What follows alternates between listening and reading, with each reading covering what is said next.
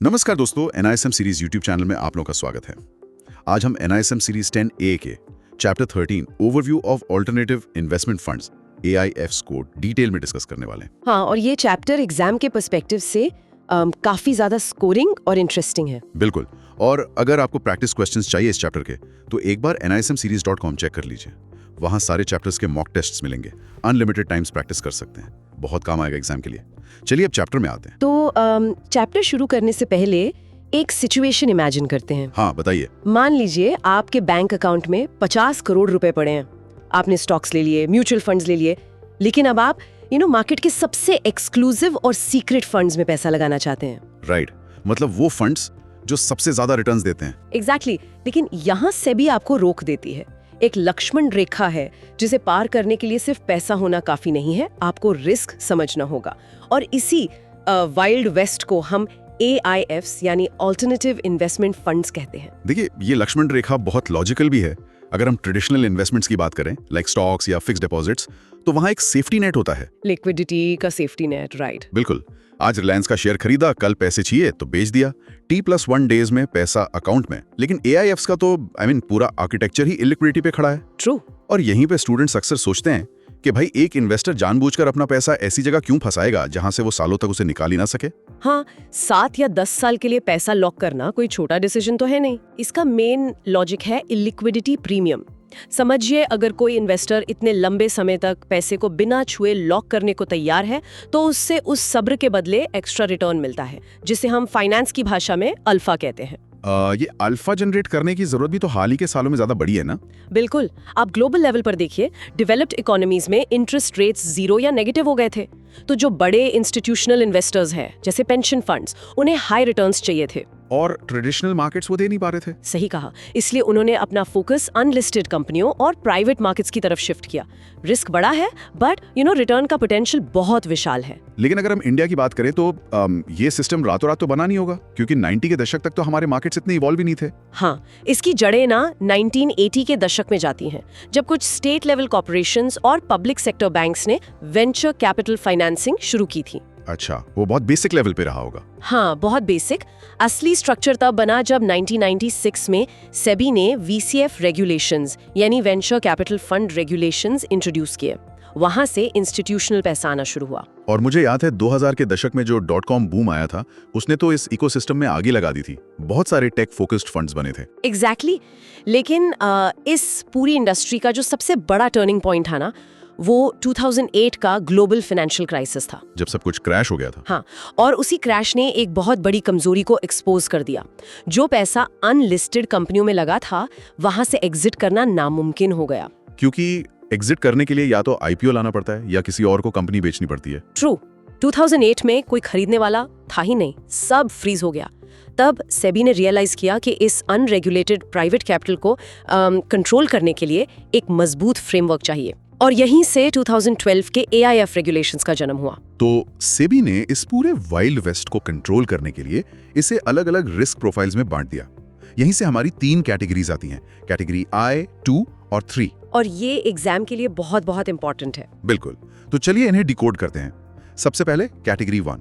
देखिए, ये वो फंड्स हैं जो सीधे तौर पर देश की इकोनॉमी को फायदा पहुंचाते हैं, like startups, SMEs, infrastructure funds. हाँ, और सरकार इन्हें प्रमोट भी करती है।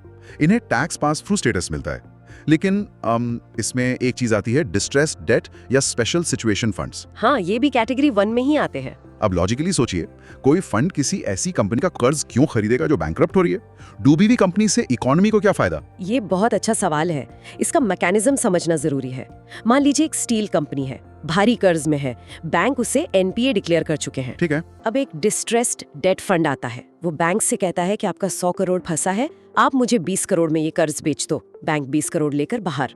ओके, फिर वो फंड क्या करेगा? वो फंड उस कंपनी का मैनेजमेंट अपने हाथ में लेगा, फालतू खर्चे काटेगा और IBC यानी इंसॉल्वेंसी एंड बैंक्रप्टी कोड के तहत उसे रीस्ट्रक्चर करेगा। ओहो, मतलब अगर कंपनी वापस खड़ी हो गई तो जो कर्ज 20 करोड़ में लिया था उसकी वैल्यू वापस 80 या 100 करोड़ हो जाएगी। एग्जैक्टली।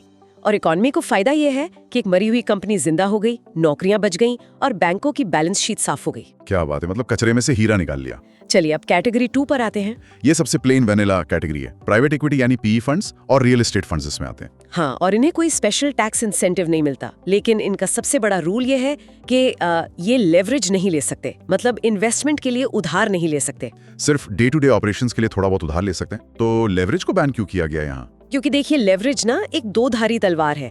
अगर आपके पास 100 करोड़ है और आप बैंक से 100 करोड़ और लेकर इन्वेस्ट करते हैं तो प्रॉफिट डबल होगा। लेकिन अगर डूबा तो आपका पैसा तो जाएगा ही, बैंक का पैसा भी डूबेगा, जिससे सिस्टमैटिक रिस्क या कंटेजियन पैदा होता है।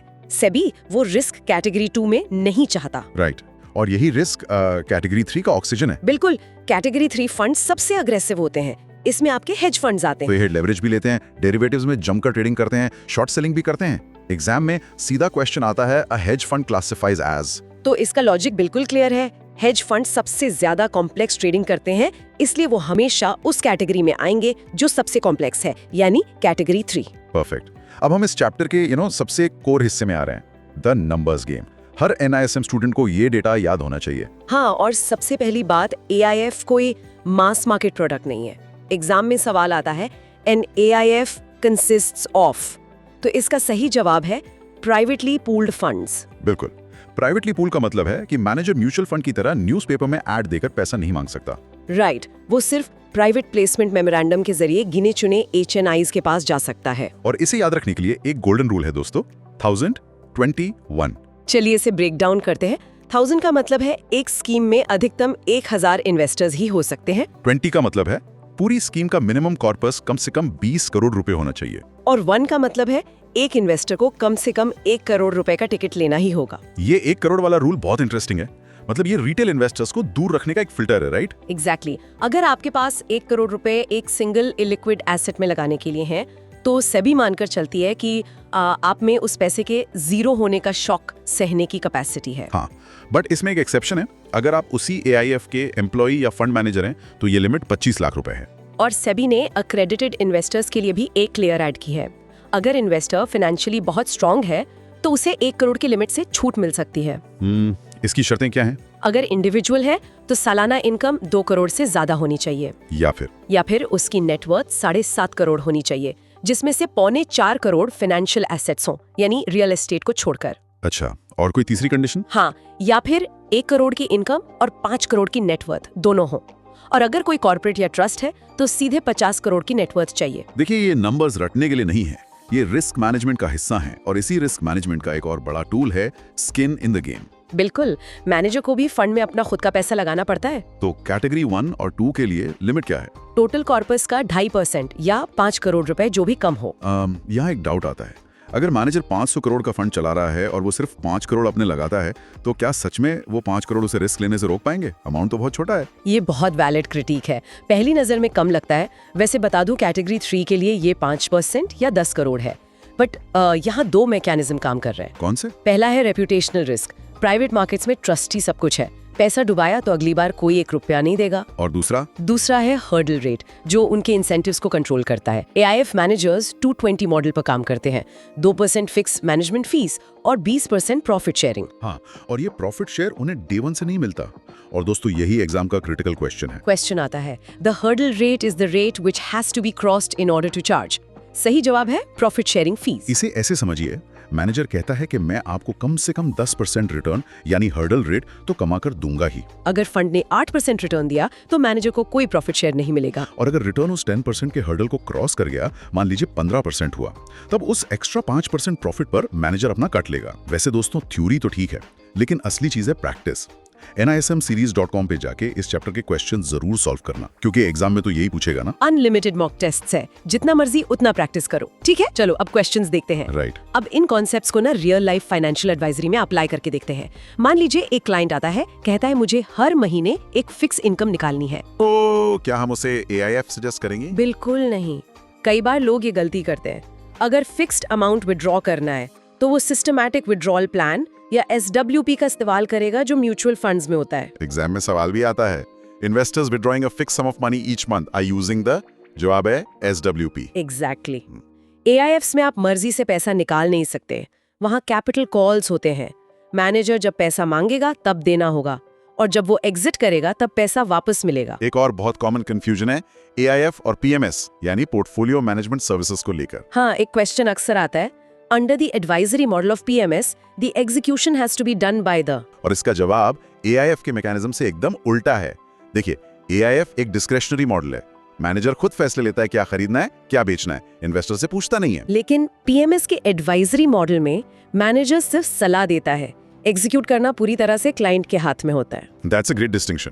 अब चूंकि AIF मैनेजर के पास इतना कंट्रोल है तो कॉन्फ्लिक्ट ऑफ इंटरेस्ट भी हो सकता है। बिल्कुल हो सकता है। मान लीजिए मैनेजर खुद के पर्सनल अकाउंट में भी वही इन्वेस्टमेंट कर रहा है। यहीं पर को इन्वेस्टमेंट का रूल आता है। मैकेनिज्म ये है कि स्पॉन्सर या मैनेजर अपने लिए बेहतर शर्तें या टर्म्स नहीं सेट कर सकते। राइट, फेयरनेस होनी चाहिए। जो डील आम AIF इन्वेस्टर्स को मिल रही है, सेम डील मैनेजर को भी मिलेगी। अच्छा, एक जगह जहां स्टूडेंट्स बहुत उलझते हैं वो है वेंचर कैपिटल फंड और प्राइवेट इक्विटी फंड के बीच का डिफरेंस।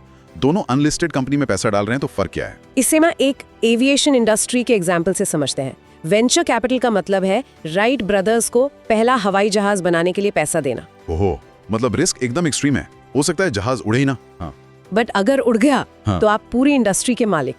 ये अर्ली स्टेज फाइनेंसिंग है। और प्राइवेट इक्विटी क्या है? PE फंड्स का मतलब है एक चलती हुई एयरलाइन, मान लीजिए इंडिगो को खरीदना। बिजनेस मॉडल प्रूवन है। तो PE फंड वहां पैसा ऑपरेशंस को बेहतर बनाने के लिए या स्केल अप करने के लिए लगाता है। बिल्कुल, ये ग्रोथ स्टेज की फाइनेंसिंग है। बहुत ही सटीक एनालॉजी है। और इसी VCF के अंदर एक सब कैटेगरी होती है ना, एंजल फंड्स की। हाँ, एंजल फंड्स वो हैं जो कंपनी के बिल्कुल सीड स्टेज पर पैसा लगाते हैं, जब आइडिया सिर्फ एक पावर पॉइंट प्रेजेंटेशन में होता है। लेकिन कोई भी उठकर एंजल इन्वेस्टर नहीं बन सकता, राइट? इसके रूल्स हैं। हाँ। रूल ये है कि इन्वेस्टर की नेट टैंजिबल एसेट्स कम से कम 2 करोड़ रुपए होनी चाहिए। और इसमें उनके रहने वाले घर की कीमत शामिल नहीं होती। एग्जैक्टली, ऐसा इसलिए ताकि अगर स्टार्टअप डूब भी जाए तो कम से कम इन्वेस्टर के सिर से छत न छिने। Risk management at its best. चलिए, अब सारे धागों को समेटते हैं। एग्जाम हॉल में जाने से पहले सिर्फ 5 क्विक रिवीजन पॉइंट्स। चलिए। Point number 1, diversification limits.